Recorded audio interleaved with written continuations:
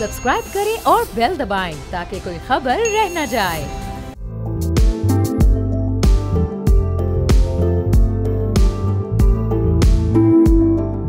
अस्सलाम वालेकुम, मैं उमर जहांगीर। आप देख रहे हैं प्रोग्राम व्यापार। Securities and exchange commission of Pakistan इस वक्त अपनी कानूनी साख्त के मुताबिक मुकम्मल फंक्शनल नहीं है। इस वक्त SECP में चेयरमैन और 2 कमिश्नर्स की मुद्दत मुकम्मल होने के बाद ये इदारा सिर्फ 2 कमिश्नर्स के साथ काम कर रहा है, जबकि SECP एक्ट के तहत कम अज़ कम 5 और ज़्यादा से ज़्यादा 7 कमिश्नर्स होना ज़रूरी हैं।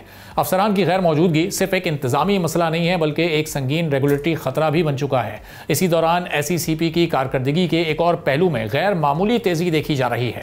हर माह हजारों नई कंपनीज रजिस्टर हो रही हैं, जिनमें IT, ट्रेडिंग, सर्विसेज और रियल एस्टेट सेक्टर से ताल्लुक रखने वाली कंपनीज की तादाद ज्यादा है। इदारे में माली साल 2023-24 में 27,000 से जायद कंपनीज रजिस्टर हुई हैं, जबकि सिर्फ सितंबर 2024 में 2,617 नई कंपनीज ने अपनी रजिस्ट्रेशन करवाई है। तकरीबन तमाम रजिस्ट्रेशन ऑनलाइन हो रही हैं, जो डिजिटल सहूलत की कामयाबी जरूर है, मगर इसके साथ बेहतर रेगुलेटरी स्क्रूटनी भी नागुज़ीर है। इसी रेगुलेटरी चेक और स्क्रूटिंग के ना होने की वजह से मुल्क के सबसे बड़े शहर कराची की सनतें और घरेलू सार्फिन एक बैरून मुल्क सरमायाकार के हाथों यरगमाल हैं। के इलेक्ट्रिक के इदारे पर काबिज अलजमी ग्रुप इस वक्त न सिर्फ के इलेक्ट्रिक की इंतजामिया पर काबिज है, बल्कि कानूनी तौर पर के इलेक्ट्रिक के बोर्ड में अक्सरियती शेयर होल्डर्स के मेंबर के इंतखाब और शमूलियत के पूरे प्रोसेस को गैर कानूनी तौर पर रोके हुए है। इस गैर कानूनी अमल पर अक्सरियती शेयर होल्डर के होल्डिंग्स के सोल डायरेक्टर ने खतूत के जरिए अब तक SECP को इस बारे में कई मरतबा आगाह किया है, लेकिन SECP का इदारा इस बारे में कोई भी मुनासिब एक्शन अभी तक नहीं ले सका है। कमजोर रेगुलेटरी स्ट्रक्चर की ये एक वाज़ेह मिसाल है, जहां जुलाई 2025 से अब तक SECP एक कंपनी के बोर्ड के इंतखाबात भी नहीं करवा सकी है। अब मसला यह है कि जब रेगुलेटर अपनी मुकम्मल कैपेसिटी के साथ मौजूद ना हो तो कवानीन पर सही तरह अमल दरामद मुमकिन नहीं रहता। नई रजिस्टर्ड कंपनीज अगर कॉर्पोरेट गवर्नेंस के अलावा डिस्क्लोजर या कंप्लाइंस की खिलाफ वर्जी करें तो उनकी निशानदही और साथ ही सजा के तौर पर किसी रेगुलेटरी कार्रवाई को करना मुश्किल हो जाता है। इसी तरह पाकिस्तान स्टॉक एक्सचेंज में तेजी के माहौल में नई लिस्टिंग्स, सरमायाकारों के तहफ़्फ़ुज़ और मार्केट की मॉनिटरिंग के लिए मुकम्मल कमीशन का मौजूद होना इंतहाई ज़रूरी है। फाइनेंशियल मार्केट एतमाद पर चलती है। जब इन्वेस्टर्स देखते हैं कि आला सतह पर अपॉइंटमेंट्स में देर होती है तो इससे आलमी सतह पर एक नेगेटिव मैसेज जाता है, क्योंकि रवां साल ही 61 गैर मुल्की कंपनीज भी रजिस्टर हुई हैं, जिनमें अक्सरियत चीनी कंपनीज की है। इसी तरह अगर यही सूरत हाल रही तो SECP के रेगुलेटरी चेक्स कमज़ोर पड़ सकते हैं, नई कंपनीज की मॉनिटरिंग मुतासिर हो सकती है और कैपिटल मार्केट में पायदार तरक्की को नुकसान भी पहुंच सकता है। इसलिए फौरी तौर पर मुकम्मल कमीशन की तकर्री न सिर्फ इंतज़ामी ज़रूरत है, बल्कि इस्तेहकाम के लिए भी ये बहुत ज़्यादा ज़रूरी है, ताकि जो रेगुलेटरी फ्रेमवर्क्स हैं उनमें कहीं कोई कमी या खामी हमें नज़र ना आए, जो कि पिछले कई महीनों से बहुत वाज़ेह तौर पर नज़र आ रही है। इस पूरी सूरत हाल पर हम बात करेंगे। इतरत रिजवी साहब साबिक कमिश्नर SECP के हमारे साथ मौजूद हैं। बहुत शुक्रिया इतरत साहब, प्रोग्राम के लिए आपने वक्त निकाला। अब ये चेयरमैन नहीं है इस वक्त SECP का, अपनी टर्म पूरी कर चुके हैं, 2 कमिश्नर्स नहीं हैं, तो ये किस तरह से इस वक्त ये इदारा चल रहा है? और ज़ाहिर है इसमें बहुत सारे रेगुलेटरी फ्रेमवर्क्स भी मुतासिर हो रहे हैं। अभी एक मिसाल छोटी सी मैंने रखी भी है सामने,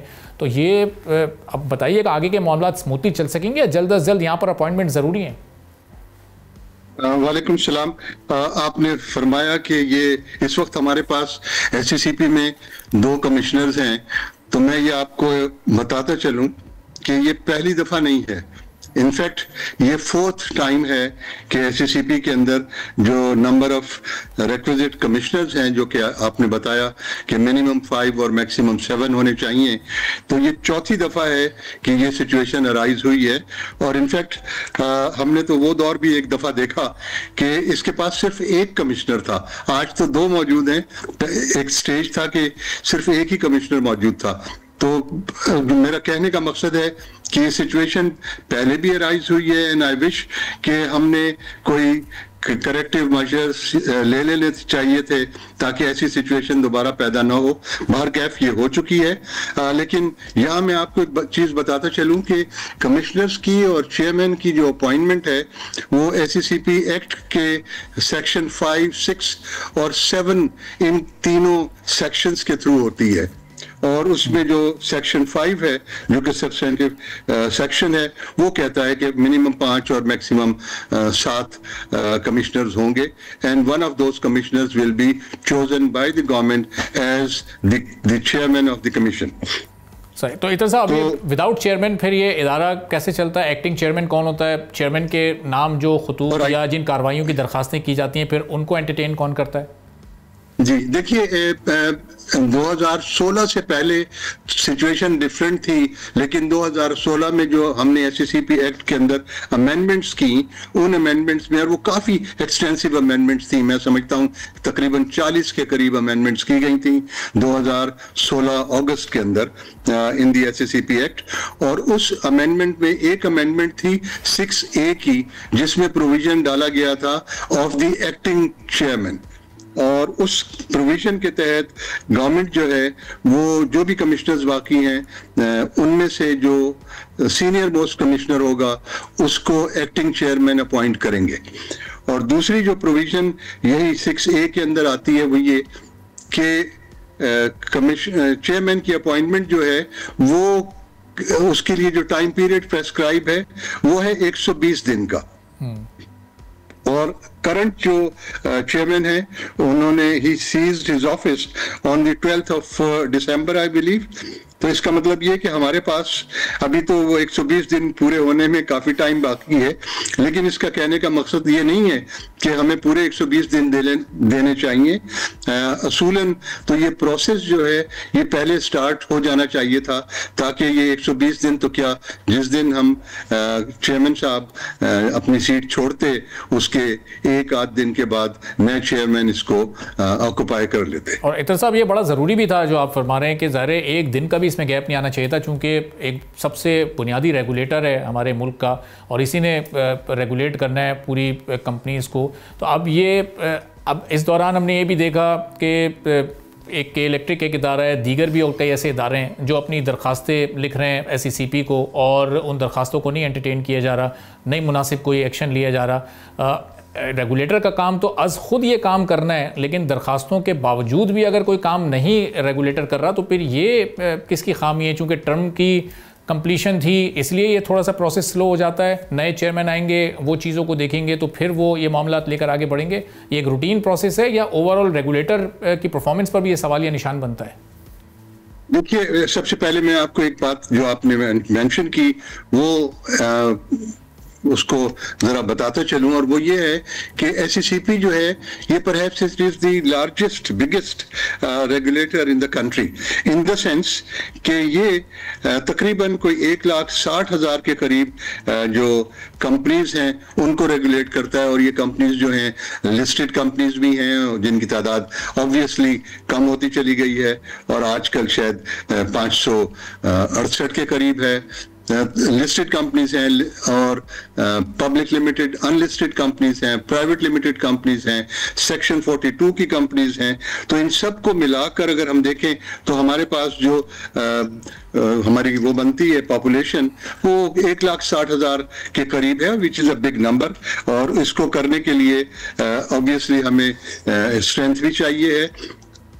दूसरी जो इंटरेस्टिंग चीज है वो ये कि एससीसीपी के जो रेगुलेटर्स हैं बड़े वाइड स्प्रेड हैं। स्टॉक एक्सचेंज को एससीसीपी ने रेगुलेट करना है, इंश्योरेंस कंपनीज का डायरेक्ट रेगुलेटर जो है ये एससीसीपी है। इससे पहले इंश्योरेंस कंपनीज जो हैं वो आती थी मिनिस्ट्री ऑफ कॉमर्स के एम्बिट के अंदर, लेकिन 2002 में इनको ट्रांसफर कर दिया गया था इनकी रेगुलेशन को अंडर द एससीसीपी। इसी तरह से जो स्पेशल पर्पस कंपनीज हैं उनके अंदर मैं समझता हूं कि ये हमारे इंस्टीट्यूट्स भी हैं, institute of chartered accountants and cost and management accountants and so on so fourth, ये सारे जो हैं इनको रेगुलेट करना जो है वो एससीसीपी का काम है। एनबीएफसीज को रेगुलेट करना एससीसीपी का काम है। और एनबीएफसीज का कंट्रोल भी 2002 में स्टेट बैंक ऑफ पाकिस्तान ने ट्रांसफर कर दिया था एससीसीपी को। तो तब से जो कैनवस है एससीसीपी की रेगुलेटरीज का वो काफी बढ़ गया। और मैं समझता हूं कि उसको देखते हुए हमें अपनी जो मैन पावर स्ट्रेंथ है और उसकी कॉम्पिटेंस है, कैपेबिलिटी है, उसको भी बढ़ाना चाहिए था।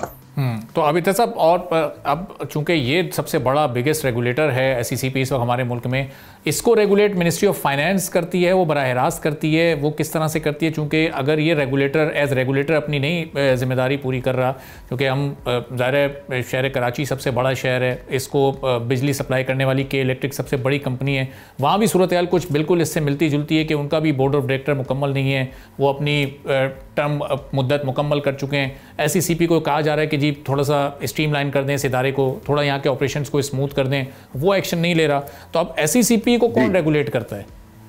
ये मैं आता हूं आपके सवाल की तरफ। एक चीज जो है वो ये कि नंबर वन, जो मैंने कहा कि आपसे कि 2016 के अंदर हमने काफी अमेंडमेंट्स की थी, और उन 2016 की अमेंडमेंट्स में एक अमेंडमेंट थी 3 की, सेक्शन 3, और उस अमेंडमेंट में बताया गया था कि commission administratively, financially and functionally independent, and the federal government shall use its best efforts to promote, enhance and maintain independence of the commission. तो कमीशन जो है वो इंडिपेंडेंट है, नंबर वन, फाइनेंशियली भी, एडमिनिस्ट्रेटिवली भी। और इसके जो इशू यहाँ पे पैदा हो रहा है, और जो पहले भी 3 दफा हो चुका, वो था कि कमिश्नर्स की अपॉइंटमेंट जो है उसमें डिले हुआ, और वो डिले जो है वो काफी नेगेटिव सिग्नल्स भेजता है मार्केट के अंदर, वो हमारे इन्वेस्टर्स में एक नेगेटिव सिग्नल देता है। और जहां तक आप एक एंटिटी की बात कर रहे हैं कि जनाब उसका बोर्ड ऑफ डायरेक्टर्स कंप्लीट नहीं है, तो ऐसी सिचुएशन के अंदर SECP के पास इख्तियारात मौजूद होते हैं कि वो एडमिनिस्ट्रेटर अपॉइंट करना चाहे तो कर सकता है, नंबर वन। नंबर टू, एक चीज जहन में और भी रखिएगा कि बजाते खुद SECP को अगर हम स्टडी करें तो इसके 2 लेयर्स हैं। एक लेयर जो है वो है हमारे पॉलिसी बोर्ड का, और पॉलिसी बोर्ड जो है इसके टोटल 11 मेंबर्स होते हैं। 11 में से 5 एक्स ऑफिशियल मेंबर्स होते हैं, और 6 जो हैं वो प्राइवेट सेक्टर से गवर्नमेंट पिक करती है। तो ये 11 मेंबर्स होते हैं। इंटरेस्टिंगली यहाँ पे हमारा SECP एक्ट बताता है कि SECP के पॉलिसी बोर्ड का जो कोरम है वो 5 मेंबर्स है मिनिमम। लेकिन इंटरेस्टिंगली जो कमीशन है उसके अंदर कोई कोरम की प्रेस्क्रिप्शन नहीं है कि आपके पास मीटिंग के लिए 3 कमिश्नर्स होंगे या 2 होंगे या 4 होंगे, ऐसा कोई कोरम वहां पे प्रेस्क्राइब नहीं किया गया। सही। तो इतना सब ये फाइनेंशियली और एडमिनिस्ट्रेटिवली आपने बताया कि इंडिपेंडेंट है, तो अब ये कुछ मिसालें के इलेक्ट्रिक या दीगर कंपनीज़ की अगर सामने हैं जहाँ पर एज रेगुलेटर नहीं इस वक्त इख्तियारात होने के बावजूद SECP कोई कार्रवाई कर रहा, तो इसका मतलब SECP को नहीं कोई पूछ सकता, इनको ये किसी कानून के आइन के ताबे नहीं है, इनको इनकी परफॉर्मेंस बेहतर ना होने पर कोई जाँच पड़ताल इनकी नहीं हो सकती, या कोई इनको वार्निंग नहीं दी जा सकती? जी, जैसे मैंने आपको भी थोड़ी देर कबल बताया कि SECP के जो कमीशन है जिसमें ये 5 कमिश्नर्स होते हैं, इनके ऊपर एक पॉलिसी बोर्ड है, और वो पॉलिसी बोर्ड में एज आई सेड अर्लियर कि 5 एक्स ऑफिशियल मेंबर्स होते हैं, जिसमें सेक्रेटरी फाइनेंस होता है, सेक्रेटरी लॉ होता है, सेक्रेटरी कॉमर्स होता है, एक deputy governor from the state bank होता है, और एक चेयरमैन SECP होता है। ये 5 तो एक्स ऑफिशियल मेंबर्स हो जाते हैं, और 6 मेंबर्स प्राइवेट सेक्टर से आते हैं। एक्चुअली जो अगर SECP से क्वेश्चन हो तो वो पहला क्वेश्चन करने का जो फर्ज है या रिस्पॉन्सिबिलिटी है वो बनती है पॉलिसी बोर्ड की, और पॉलिसी बोर्ड के लिए ये प्रेस्क्राइब किया गया है that they will have at least 4 meetings in a year. तो यानी अगर SECP किसी की कंप्लेन को एंटरटेन नहीं कर रहा तो फिर उसे अप्रोच करना चाहिए पॉलिसी बोर्ड को, फिर पॉलिसी बोर्ड एक्शन ले सकता है। वो लिखना तो उन्हें चेयरमैन को चाहिए, चेयरमैन SECP को, लेकिन अगर वहां पे सुनवाई नहीं हो रही है तो शायद पॉलिसी बोर्ड के चेयरमैन को लिखना जो है वो नामुनासिब नहीं होगा। ठीक, बहुत बहुत शुक्रिया इतरत रिजवी साहब, साबिक कमिश्नर SECP हमारे साथ मौजूद थे। गुफ्तगू आपने सुनी। एक ब्रेक लेते हैं, ब्रेक के बाद वापस आएंगे, एक और अहम मौजू पर बात करेंगे।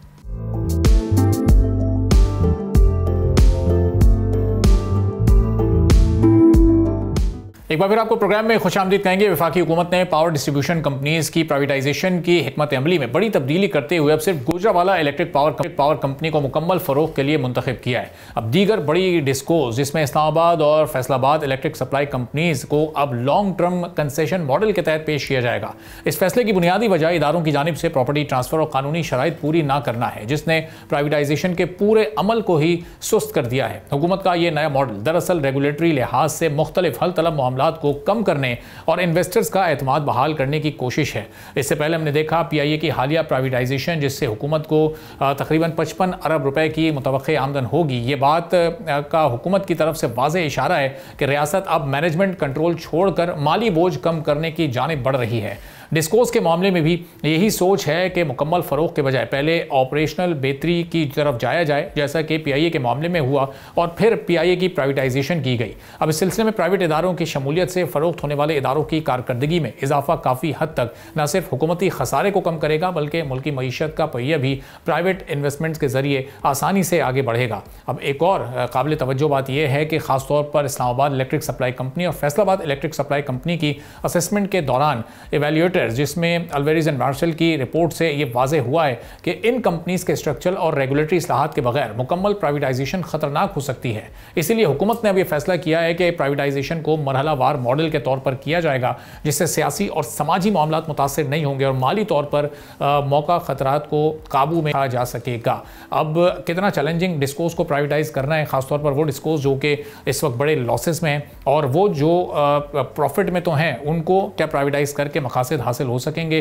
जो लॉसेज हैं, जो रिकवरी वक्त पर ना होना है, जो खसारा है, जो सर्कुलर डेट है, उसको कैसे इससे अंडर कंट्रोल रखा जा सकेगा, इस पर हम बात करेंगे। डॉक्टर गुलफराज अहमद साहब फॉर्मर फेडरल सेक्रेटरी हैं, साबिक चेयरमैन है ओगरा के, हमारे साथ मौजूद हैं। बहुत शुक्रिया डॉक्टर साहब, प्रोग्राम के लिए आपने वक्त निकाला। अब ये जो डिस्कोस के प्राइवेटाइजेशन का प्लान है, इस पर कितनी तेज़ी के साथ अमल हो सकता है, क्या क्या चीज़ें इसमें हुकूमत को अभी करने की ज़रूरत है, और अगर सिर्फ एक ही डिस्को को अभी प्राइवेटाइज करेंगे, बाकियों को मरहला वार किया जाएगा, तो ये तो बड़ा लॉन्ग टर्म प्रोसेस हो जाएगा। कितनी तेज़ी के साथ इसमें आगे बढ़ने की ज़रूरत है? अस्सलाम वालेकुम जी, जो डिस्को की प्राइवेटाइजेशन का तल्लक है, तकरीबन पाकिस्तान की हुकूमत पिछले 30-35 साल से किसी ना किसी फॉर्म में ट्राई कर रही है।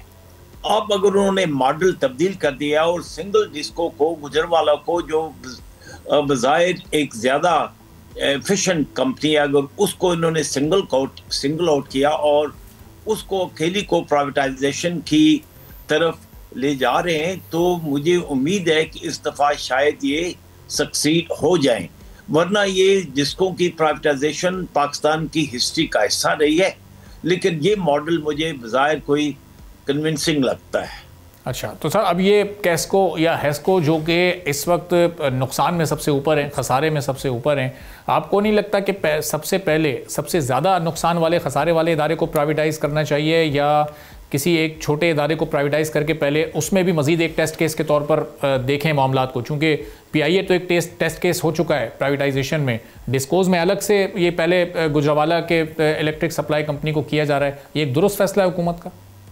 जी, मैं समझता हूँ कि दुरुस्त फैसला है, क्योंकि बाकी जो डिस्कोज हैं वो इतने ज़्यादा खसारे में हैं कि अगर आप उनको प्राइवेटाइज करें भी, तो मेरे ख्याल में कोई खातिर ख्वाह आपको उनकी बिड नहीं मिलेगी। सही। तो अब ये हमने देखा PIA के केस में हुकूमत ने जो खसारा था, जो उस पर कर्जा था, वो अपने ऊपर लिया, जो लिस्टेड कंपनी हुकूमत की थी उसमें डाला, फिर जो एविएशन सेक्टर था उसको अलहदा किया गया, यानी गुड PIA बैड PIA को अलग अलग करके गुड PIA को प्राइवेटाइज कर दिया गया। तो डिस्कोज में भी इसी स्ट्रेटजी को अपनाया जाना चाहिए, या तमाम खसारों और कर्जों के साथ ही फिर इन डिस्कोज को प्राइवेटाइज किया जाएगा?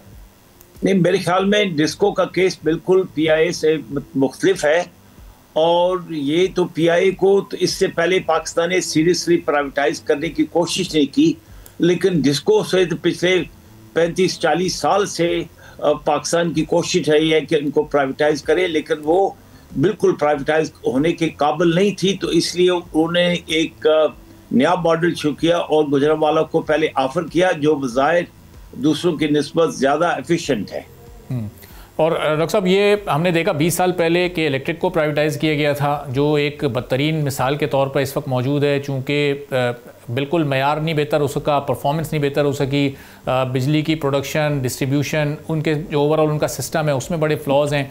तो वो जिन टर्म्स पे वो रखा गया था प्राइवेटाइजेशन की बुनियाद, वो आज तक उनको सब्सिडी दी जा रही है सालाना, टैरिफ सबसे महंगे KE के हैं। तो ये इन टर्म्स को थोड़ा सा तब्दील किया जाएगा, ये इस बार मॉडल कुछ मुख्तलिफ होगा, या इन्हीं टर्म्स पर आगे भी डिस्कोस की प्राइवेटाइजेशन होते देखेंगे, तो फिर फ़ायदा क्या हासिल हो सकेगा?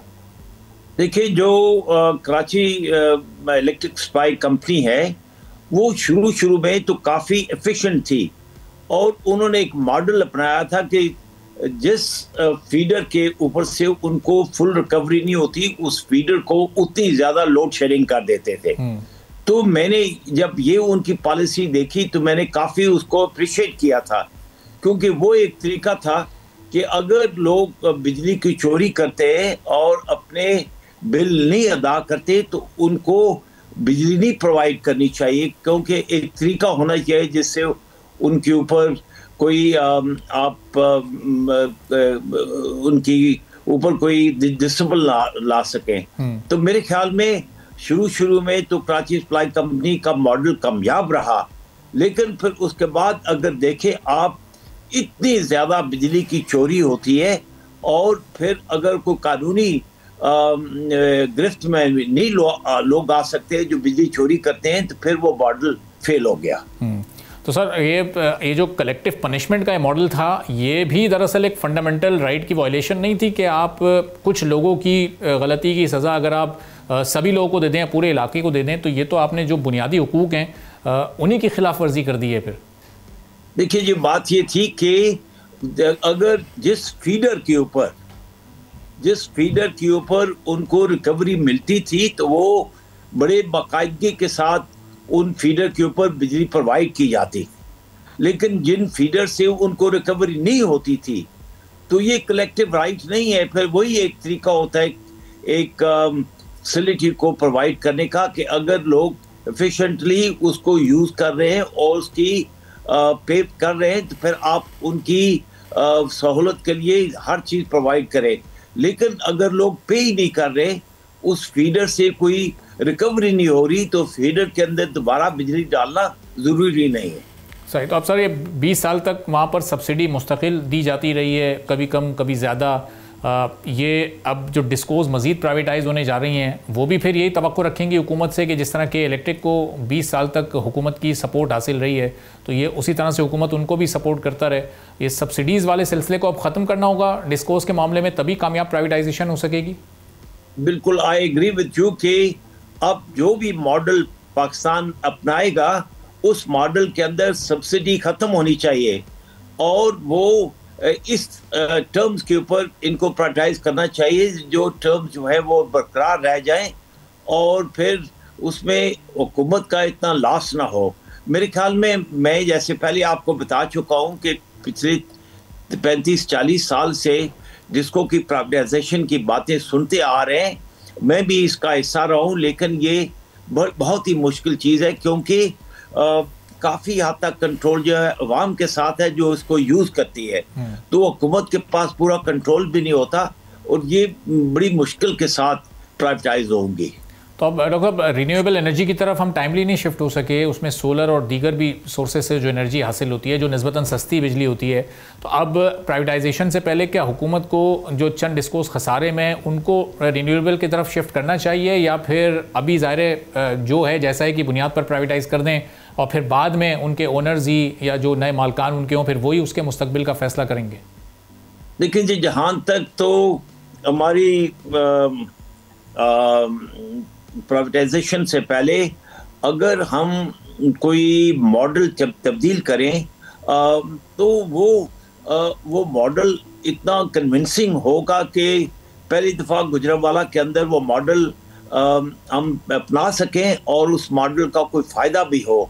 और आप इतने लास्ट में तो डिस्को को बेच नहीं सकते, मॉडल ऐसा हो कि जिसके जो जैसे जैसे आप डिस्को को पिकअप करते हैं तो ऐसे ऐसे उनकी एफिशिएंसी को सामने रखकर तो पाकिस्तान को वो मिलनी चाहिए अच्छी ऑफर। तो सर, ये लाइन लॉसेस या बिजली की चोरी या नॉन रिकवरी जो अभी हुकूमत अपने तहत होते हुए नहीं करवा पा रही है, इस पर नहीं काबू रख पा रही, तो प्राइवेट सेक्टर इसको कैसे बेहतर अंदाज से फिर चला सकेगा? चूँकि वहीं घूम फिर कर बात के इलेक्ट्रिक पर आती है कि वहाँ पर ये चीज़ अभी तक नहीं हो सकी 20 सालों में, तो ये छोटे शहरों के छोटे इदारे कैसे अपनी रेट को बरकरार रख सकेंगे?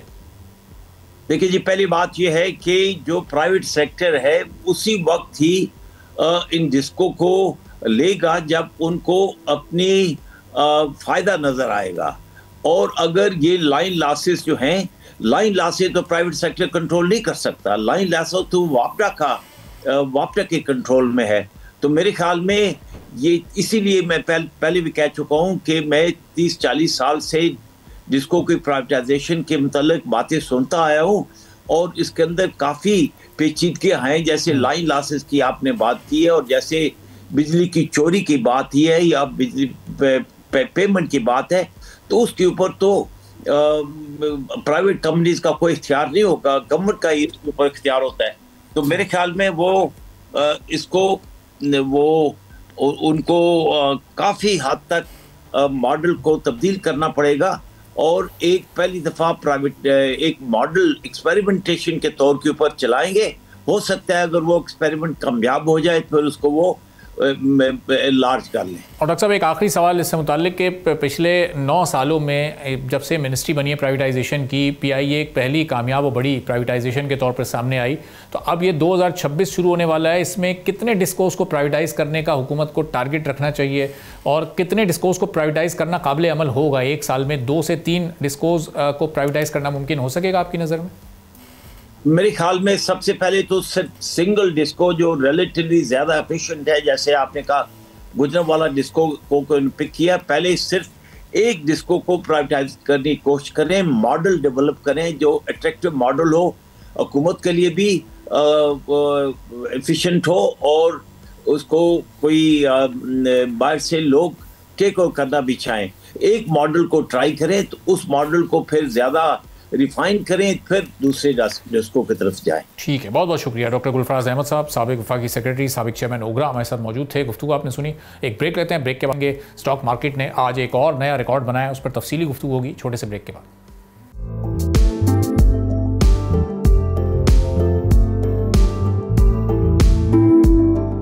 एक बार फिर आपको प्रोग्राम में खुशामदीद कहेंगे। पाकिस्तान स्टॉक एक्सचेंज में 100 इंडेक्स ने नए तारीखी लेवल्स को अबूर कर लिया है, जिसकी वजह इन्वेस्टर्स का एतमाद है। आज कारोबारी हफ्ते का पहला रोज़ था और पहले दिन 1495 पॉइंट्स का इजाफा, और एक ऐसे वक्त में जब एक कैलेंडर ईयर ख़त्म हो रहा है, जहां आम तौर पर हम ये देखते हैं कि इन कैलेंडर ईयर के अख्ताम पर बहुत ज़्यादा मार्केट लो होती है, प्रॉफिट टेकिंग बहुत ज़्यादा होती है, करेक्शंस होती है, तो उसमें अब ये एक ओवरऑल इकोनॉमिक डायरेक्शन पर एतमाद का इजहार था जो आज की खासतौर पर इस वक्त परफॉर्मेंस है। इंडेक्स का 1,73,896 पॉइंट्स पर बंद होना और इस दौरान कारोबार 1,74,400 की सतह से भी ऊपर जाना, इस बात की भी अलामत है कि मार्केट में लिक्विडिटी और रिस्क लेने की सलाहियत में खासा इजाफा हुआ है। अब इस तेजी का एक बड़ा फैक्टर इंस्टीट्यूशनल बाइंग है, जिसकी असल वजह लोकल और फॉरेन इन्वेस्टर्स की दिलचस्पी भी है। मकामी बैंक्स के साथ म्यूचुअल फंड्स और पेंशन फंड्स ने खासतौर पर बैंकिंग के अलावा एनर्जी और सीमेंट सेक्टर्स में अपनी पोजीशंस को इंप्रूव किया है। गैर मुल्की पोर्टफोलियोज इन्वेस्टमेंट्स में भी इसी लिहाज से नुमाया इजाफा देखने में आया है, जिसकी बुनियादी वजह IMF प्रोग्राम पर अमल दरामद के साथ करंट अकाउंट में बेहतरी और रुपए में एक स्टेबिलिटी जो नज़र आ रही है वो है। अब जो शेयर्स की जिनकी कीमतों में कमी हुई है उन कंपनीज़ की तादाद ज़्यादा रही है, लेकिन हैवी वेट स्टॉक्स में ख़रीदारी ने इंडेक्स को बहरहाल ऊपर ही रखा है। दूसरा जो बड़ा अहम फैक्टर है वो सियासी और पॉलिसी सतह पर स्टेबिलिटी का है। आलमी सतह पर हम देख रहे हैं अमेरिकन लीडरशिप की पॉलिसीज़ के नतीजे में कमोडिटी मार्केट्स में खासी तेज़ी आई है, जिसका फ़ायदा ज़ाहिर पाकिस्तान की एनर्जी और अलाइड इंडस्ट्रीज़ को भी हुआ है। और फिर अंदरूनी मुल्क अगर हम देखें तो इंटरेस्ट रेट में कमी की तवक्कुआत और जो एक फिस्कल डिसिप्लिन हमें देखने को मिल रहा है, इन्वेस्टर्स को इक्विटी की जानिब वो अब अट्रैक्ट कर रहा है। अब पूरी क्या सूरत हाल रहती है नए आने वाले साल में, मार्केट कहाँ तक जाएगी, कितना स्पेस इसमें अभी भी मौजूद है इन्वेस्टमेंट का, हम बात करेंगे। हम डायरेक्टर हैं पाकिस्तान स्टॉक एक्सचेंज के, हमारे साथ मौजूद हैं। अहमद साहब बहुत शुक्रिया प्रोग्राम के लिए, आपने वक्त निकाला। अब ये इस पूरे साल में हमने स्टॉक को बड़ा ज़बरदस्त तरीके से ऊपर जाते देखा। ये दिसंबर के जो क्लोजिंग डेज होते हैं इसमें तो हम नॉर्मली हमने पिछले साल और उससे पिछले सालों में भी मार्केट को खासा नीचे जाते, खासी करेक्शन लाते हुए देखा है, लेकिन इस बार ये एक्सपेक्टेड था या अनएक्सपेक्टेड परफॉर्मेंस है इस वक्त मार्केट की? बिस्मिल्लाहिर्रहमानिर्रहीम। देखिए मैं तो समझता हूँ ये एक्सपेक्टेड परफॉर्मेंस है, इसलिए कि मार्केट में डेप्थ बहुत थी। हम हमेशा आपसे मुख्तलिफ प्रोग्राम में ये कहते गए थे, आप ये देख लें कि साल के शुरू में जब 1 जनवरी 2024 का 25 का आगाज़ होता है तो उस वक्त 1,15,000 पॉइंट पे इंडेक्स था। आज जब 31 दिसंबर में 2 रोज़ बाकी रह गए हैं तो ये इंडेक्स जो है वो तकरीबन 1,75,000 पॉइंट के करीब है। तो ये इतना बड़ा इजाफा जो है वो जब हम ये देखते हैं और उस पर एनालिसिस करते हैं तो हमें मार्केट के फंडामेंटल्स नज़र आते हैं, और मार्केट के फंडामेंटल्स कल भी थे, आज भी हैं। अब फ़र्क ये आ गया है कि इस मार्केट के फंडामेंटल्स में 2-3 चीज़ें बहुत अच्छी हुई हैं, जिसमें अभी लेटली UAE का इन्वेस्टमेंट जो रोल ओवर हुआ और साथ में उनका फौजी फाउंडेशन के शेयर्स जो ख़रीदने की बात हुई। फिर दूसरा जो है वो PIA की प्राइवेटाइजेशन और उसका साफ शफाफ अमल और उस पर एक कॉन्फिडेंस और ट्रस्ट लेवल बिजनेस कम्युनिटी का। और तीसरा जो है वो हमारे जो रिजर्व्स हैं वो अगर 2022-23 के अंदर हम तकरीबन $2.5-3 बिलियन पे थे और आज हम $22 बिलियन पे आ जाते हैं, तो मैं समझता हूं कि ये एक ट्रस्ट लेवल, कॉन्फिडेंस लेवल है कि पाकिस्तान की मार्केट जो है वो कहीं नहीं जा रही है और उसकी जो डेप्थ है, जो उसके फंडामेंटल्स हैं, उसको जो है वो एक्सप्लोर करने की ज़रूरत है और उसको एक्सप्लोर किया गया। तो मैं समझता हूँ कि बाय एंड लार्ज ये एक नेचुरल फिनोमेना था, इसमें कोई मेरा ख्याल है सट्टेबाजी का अंसर या स्पेकुलेशन या इस तरह की चीज़ें नहीं हैं और मार्केट अपने पूरे फंडामेंटल्स के साथ जो है वो आगे बढ़ रही है। और अहमद साहब, ये एक स्टेबिलिटी आने के बाद हमने ग्रोथ फैक्टर भी इस साल देखा, बहुत तेज़ी के साथ मार्केट ने ग्रो किया, लेकिन अब अगले साल के मजीद क्या टारगेट्स हैं? इस ग्रोथ का मजीद कितना स्पेस है? नया इन्वेस्टर कितना मार्केट की तरफ अभी और अट्रैक्ट हो सकता है? देखिए, मैं कहता हूं कि 2026 पाकिस्तान का साल होगा और 2026 जो है वो पाकिस्तान में एक नई खुशी लाएगा, नई मैं समझता हूँ एडवांसमेंट्स लाएंगे और नई इकोनॉमिक होराइजन जो है वो खुल जाएंगे। वजह मैं आपको ये बताता हूँ कि जहाँ 2-3 सालों से साइफसी मेहनत कर रही है, बहुत सारे MOUs, बहुत सारी चीज़ें जो है वो पाइपलाइन में थी, इन सब का जो है वो असर 2026 में आएगा। आज सारी दुनिया पाकिस्तान की तरफ देख रही है, एक ग्रोइंग इकनॉमी के तौर पर इसको देखा जा रहा है और इस ग्रोइंग इकनॉमी में सवार होने की कोशिश की जाएगी, वजह इसके कि जब ये ग्रो कर जाए और फिर लोग आए। तो मैं समझता हूं कि अब भी इसमें मार्केट में स्कोप है, मार्केट में काफ़ी गुंजाइश मौजूद है, लोग इसमें आना चाहेंगे और लोग जब आएंगे तो ज़ाहिर मार्केट में एक अट्रैक्शन पैदा होगा। फिर हमारी इंडस्ट्रियल ग्रोथ भी जो है वो बेहतर चली जाएगी, क्योंकि मैं ये समझता हूँ कि इस फॉरेन एक्सचेंज रिजर्व्स के साथ हमें अब फुल फ्लेज नई मशीनरी की तरफ, मॉडर्नाइजेशन की तरफ, बैलेंसिंग की तरफ जाना चाहिए और उससे जो है वो हमारी इंडस्ट्रियल प्रोडक्टिविटी बढ़ेगी, रोज़गार के मौके सामने आएंगे और बाय एंड लार्ज जो है वो लोगों के लिए एक अच्छा इन्वायरमेंट बन जाएगा। जब लोगों को रोज़गार मिलेगा तो ज़ाहिर है यहाँ मार्केट में जो लोगों की पॉवर्टी लेवल है उसको भी रेज करने में मदद मिलेगी और प्रोडक्शन जब अच्छी हो जाएगी तो फिर एक प्राइस लेवल्स भी जो हैं वो मेंटेन होंगे सारी आइटम्स के, चाहे वो कंज्यूमर आइटम हो चाहे कमर्शियल आइटम्स हो। तो मैं समझता हूँ कि बाय एंड लार्ज 2026 पाकिस्तान का साल होगा, पाकिस्तान के लोगों का साल होगा, पाकिस्तान की मईशत की बेहतरी का साल होगा। और ये बेहतरी अहमद साहब, ये पाकिस्तान का साल जिसको आप करार दे रहे हैं, ये लोकल इन्वेस्टर्स के थ्रू ये मार्केट ज़्यादा ऊपर जा सकेगी या इसमें फॉरेन इन्वेस्टर्स भी अब पाकिस्तान की तरफ रुख करेंगे? चूँकि हमने देखा PIA की प्राइवेटाइजेशन हुई, सारे लोकल इन्वेस्टर्स मौजूद थे जो ज़ाहिर है अपनी लोकल एसेट पर एक एतमाद का मज़र था, बड़ी कामयाबी के साथ वो सिलसिला पूरा हुआ। अब आगे भी प्राइवेटाइजेशन की एक तवील फहरिस्त है, तो उसमें हम फॉरेन इन्वेस्टर्स भी एक्सपेक्ट कर सकते हैं फिर? जी बिल्कुल, कोई वजह नहीं कि फॉरेन इन्वेस्टर ना आए। जब से ये PIA की प्राइवेटाइजेशन हुई है हमें सैकड़ों की तादाद में फ़ोन मसूल हुए हैं जो लोग चाहते हैं कि इसमें अपना हिस्सा डाल दें, शेयर डाल दें और किसी तरीके से इस ओनरशिप में आ जाए, इस मैनेजमेंट में आ जाए। ज़ाहिर है देखें, एक कंसोर्शियम है जो बना था, इसके कुछ अहम मेंबरान भी हैं, फिर फौजी फाउंडेशन की भी बात हो रही है कि वो भी कंसोर्शियम में आ रहा है। तो ये एक बहुत बड़ा इंटरेस्ट है जो इस वक्त पाकिस्तान में आ गया है। आप ये यकीन कर लें कि फॉरेन इन्वेस्टर्स बशमूल UAE, Saudi Arabia, USA, Europe, UK और इसके बाद मैं समझता हूँ कि मैनचेस्टर से भी और बहुत सारी जगहों से लोगों ने फ़ोन किए हैं और वो ये चाहते हैं। इसके अलावा लोकल इन्वेस्टर्स भी जो हैं वो बहुत सारे लोग फ़ोन कर रहे हैं, वो चाह रहे हैं कि इस कंसोर्शियम में साथ शामिल हो जाएं। तो ये एक इंटरेस्ट ही है और इसकी वजह से मैं समझता हूँ कि जो अब बाकी प्राइवेटाइजेशंस हैं, जो 8-10 जेनकोज वगैरह हैं, उन पर बहुत अच्छा असर पड़ेगा, उनकी प्राइसेस भी बहुत अच्छी मिलेंगी और ना सिर्फ लोकल बल्कि फॉरेन इन्वेस्टर्स के भी जो है वो उसमें एक इंटरेस्ट रहेगा इंशाल्लाह। और एक आखिरी सवाल है साहब, जब 2025 शुरू हुआ था तो शायद किसी ने भी एक्सपेक्ट नहीं किया होगा कि स्टॉक मार्केट 170 प्लस के इंडेक्स पर क्लोज होगी और अब हम देख रहे हैं 2026 शुरू होने जा रहा है। तो ये ज़ाहिर देख के ऐसी लग रहा है कि स्काई इज़ द लिमिट वाला मामला है, लेकिन अब ये 2026 में कोई प्रेडिक्शन आपकी कि ये मार्केट कहाँ तक जा सकती है? देखिए, मैं ये कहता हूँ कि हमारा जो एक $96 बिलियन का मार्केट कैप था एक ज़माने में, जो अब 70-72 बिलियन पे आ चुका है। तो आप खुद समझ सकते हैं कि फॉरेन इन्वेस्टर्स के लिए ये एक अभी भी पुरकशिश मार्केट है और वो $96 बिलियन को या $100 बिलियन को टच कर सकते हैं। साथ में इस साल 7 लिस्टिंग हुई है, अगले साल हम एक्सपेक्ट कर रहे हैं कि 12 से ज़्यादा लिस्टिंग हो जाएंगी। तो बाय एंड लार्ज जो है वो एक इंटरेस्ट रहेगा। मार्केट अगर आज 1,75,000 पे पहुंची है तो कल इससे मजीद भी प्रोग्रेस कर सकती है। 2025 से भी बेहतर 2026 का साल होगा, जैसे मैंने आपको बताया। और लोगों का इंटरेस्ट कायम रहेगा कि इस वक्त हमारा पी रेशो भी जो है वो एक ज़माने में 3-4 पे चला गया था, हम 5-6 पर आ गए हैं। ट्रेडिशनली हम 7-8-9 पे जाते थे, दुनिया भर में 13-14 का पी रेशो चलता है। तो आप खुद अंदाज़ा कर सकते हैं कि इस पी रेशो में भी अब कितनी गुंजाइश मौजूद है, मार्केट कैपिटलाइजेशन में भी कितनी गुंजाइश मौजूद है, नई लिस्टिंग्स आ रही हैं उसमें भी गुंजाइश मौजूद है। तो मार्केट तो मैं समझता हूँ कि बेहतर रहेगी इंशाल्लाह, और लोगों को अच्छे गेंस मिलेंगे इस मार्केट में इंशाल्लाह। ठीक है, बहुत बहुत शुक्रिया अहमद शनाया साहब, डायरेक्टर ऑफ एक्सचेंज, हमारे साथ मौजूद थे, गुफ्तगू आपने सुनी। इसी के साथ नाज़रीन आज के प्रोग्राम से इजाज़त दीजिए, अल्लाह हाफ़िज़।